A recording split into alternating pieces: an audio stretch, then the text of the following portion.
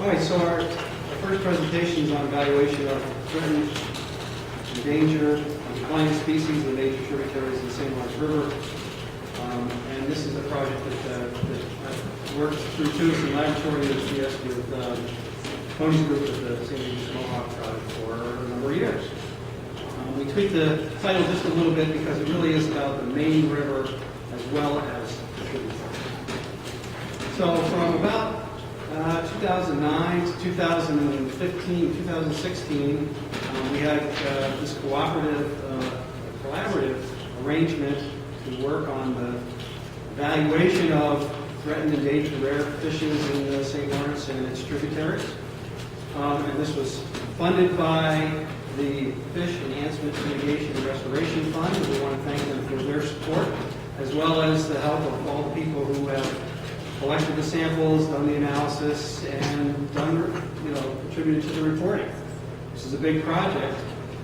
We processed over 140,000 fish of 87 different species. And it was focused on rare species. So, why should we care about rare species? There aren't many, right? Well, the reasons range from aesthetic to culturally important to ecological. But one of the really important reasons to do this is that the rare species are like the hedge funds for the ecosystem. They're kind of risky experiments that can really boom if the environment changes in their favor. So they really help us deal with change in the environment. And so where did we look? In this aquatic habitats, of course, a whole range of different aquatic habitats. We did our best to cover the span of types that are out there. And essentially, you can divide it into two types, shallow versus deep. And in the shallow waters, there's those that are relatively smooth bottom, kind of slow flowing, versus the higher flowing, rugged bottom. And those habitats we sampled with seines and backpack shockers, respectively. In the deeper waters, we used boat electroshocking, which still samples relatively shallow waters, but it is in deep water. And the gill nets were used to sample the deeper sections of deep water. Whoops. At each site where we collected fish, we also took in situ environmental data, so we had some of the rapidly changing environmental variables that are associated with the fish collections. And in addition to this, we have a whole range of broad-scale habitat conditions that are available from a compilation by the Great Lakes Regional Aquatic Gap Analysis Project. So this was covered for the whole region for about 300 different variables. The Gap Analysis Project also had a set of species-specific prediction models that were available to us, and that helped for some of the key species and for many of the uncommon species, and contributed to our design. I'm not going to get into the details of the design or the specific methods today, just for lack of time, but feel free to ask me or Tony if you have any questions about how we did that. So where did we sample? We sampled essentially the entire St. Lawrence River from the head to the Christie Islands in the Aquasasni region of the river, just into Quebec there, and all the major tributaries to one of the first major barriers on each system. And also most of the direct drain tributaries that go straight into the St. Lawrence River. So we did cover quite a lot. And through these slides, you'll see these kind of triangles and squares that are kind of flesh colored. Those indicate where the DEC has sampled in the same region for many years, and that goes back into the 70s. So you can see what we've augmented there with our work. And at this point, I'm going to turn it over to Tony to tell us what we found.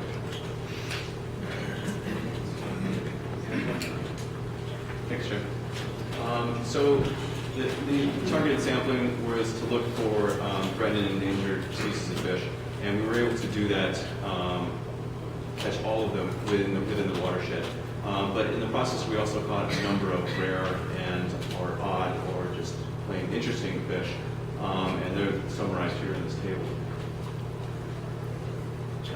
And what really came to bear was there are some patterns or clusters that are associated with where these fish are found, and it depends on what section of the river.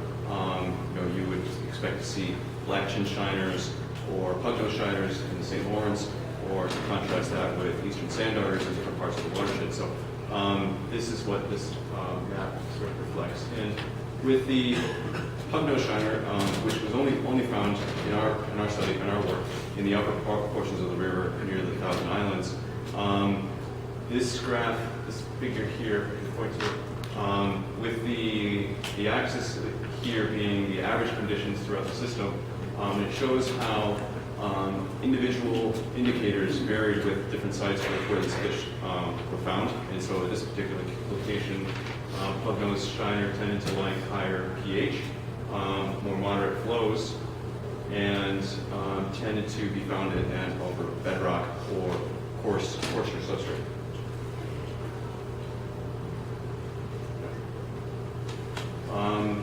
Mooneye, for instance, found in the tributaries, occurred in two isolated populations, one in the Oswegatchie, which is really a trapped population found between two hydropower dams in this section, and also below the Moses Saunders hydropower project, in the tributaries of the St. Regis and the Rapid, we also found a lot of mooneye. We actually got pretty good at predicting when we could catch the mooneye. Caught quite a few individuals, and then we also caught a few young of the year, so it could be a documentation of actual natural reproduction. And not a whole lot is known about mooneye, so we're not really sure how to interpret this information, but it's pretty interesting. Eastern sand darters found throughout the system, basically wherever you have sandy substrates in warmer waters, you'll find some eastern sand darters. So we actually may have expanded the known range for where this fish is found. So that's kind of interesting. And also, their occurrences tend to co-occur with urbanized areas or developed areas. So where you see development, whether that's at the mouth of a river or just at a flat area, those chicken or the egg, for one reason or another, that's where we find them as well. Lake sturgeon, our emphasis was not so much on the main stem of the river, but looking at the tributaries. And of course, these are stocked fish. These aren't naturally occurring fish. So the interpretation of these data can get rather complex. But there's a very unique signature for the habitat that's associated with these fish, and they tend to like the deep pools, slow water, and where you have very extensive forest cover. So it's kind of in contrast to what you would expect in the St. Lawrence. And also, in the process of collecting a lot of T&E fish data, we also caught game fish or sport fish data. And so there are some patterns that are associated with that. Where you find rare fish, you also find certain types of assemblages of sport fish.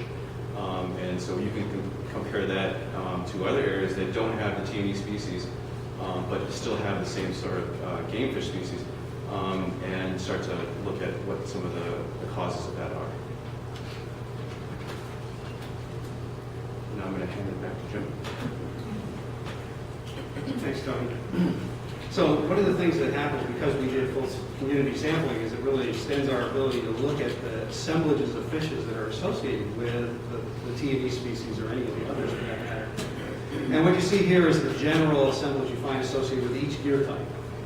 And there's clearly a gradient of abundance for each of these, going from most abundant to the least. And our T&E and rare species generally account for only about 1% of any one of these assemblages, so they're pretty small slice.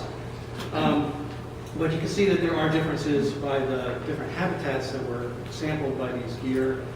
For the shallow, slow-flowing habitat, we had a very strong dominance by mimic shiners. We also found minnows as a common component in the electrofishing up in the more lotic habitats. And the gill nets are passive gear, of course, designed to capture more large-bodied species, and that was dominated by smallmouth bass and lake sturgeon in general. But we started with cluster analysis of these data to determine where there were really truly distinct assemblages within each of the mass of data that come with the different gear types. And so I'm going to spend a little bit of time talking about these. For example, if you look at what the cluster analysis found from the boat electrofishing, there are 9 distinct fish assemblages, and they can be characterized in a number of different ways. I'm just going to highlight a few of these to show how they apply to different questions. The pie charts indicate the indicator species. And each of the assemblages can be characterized by things like the total fish abundance, which is the height of the total bar in each of the, for each of the assemblages you see in the lower right here. The species richness, the diversity, not the same thing. The dominance by a set of fishes, and then the indicator species, which is a little different as well. In addition to that, you can see that there's a different distribution and patchiness to each type of assemblage.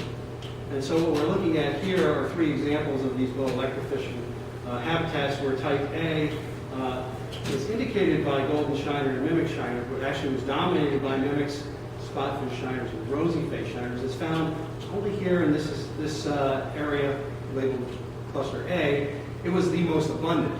The bar is the highest here. So that's the assemblage with the most fish. The assemblage with the highest diversity is this one here, B. It's shown in this area. It's indicated by the brown patches that you see there.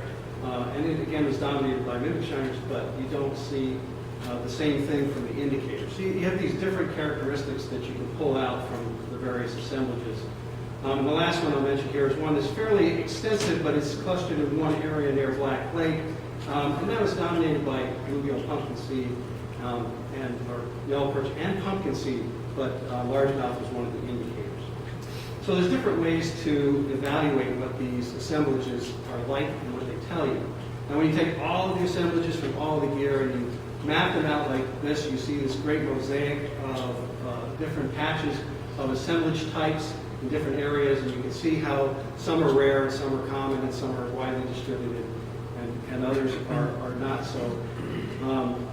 And like with the individual fish species, we have a habitat signature that goes with each of the assemblage types, which you see down here. So this assemblage E, which we just looked at a minute ago from the boat shocking around Black Lake, has a relatively low proportion of certain forest types, but a lot of mixed forests and a lot of wooded wetland in the riparian zone. So these help characterize the types of habitats that support the assemblages we're looking at. So you could take that mass and characterize it by any of those features that I mentioned, like species abundance or total abundance, which is what you see here. And you can look at where the most abundant areas occur versus least if you have a question about productivity. At the same time, you could overlay things on it like species of interest, such as we've done here with muscalons or smallmouth, and see if there's a correspondence there. This could be done with diversity or richness or some measure of dominance any way you wish. So this gives you quite an extensive tool to work with. Sometimes at this large scale, you really can't answer very many questions except the broad ones, but behind this is a very detailed data set that gives you a really precise tool to look at questions at a variety of temporal and spatial scales. But what does this have to do with T&E species?